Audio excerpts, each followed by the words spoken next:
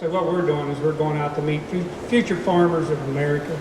All I do is tell those kids, I ask them, how many of you guys work on a dairy farm? And their hands go up, and I said, it's a whole hell of a lot easier than milking cows. So, but I mean, Penn State was almost, we were really hurting. But now we have like 80 kids in the program because a couple of the alumni, really good guys, we just decided we were going to go out and we're going to go talk to high school kids.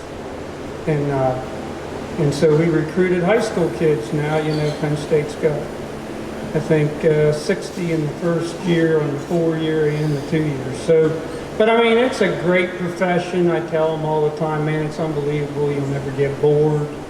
It's exciting. I made it exciting.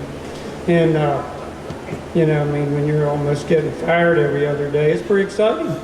So, but anyways, no, it's good, and I love being a golf course superintendent, and I think the industry is, I always tell them, I said, you better start recruiting, because I'm here to tell you there's going to be a lot of superintendent's jobs. There's not going to be very many assistants to support you. So, it's got a chain reaction.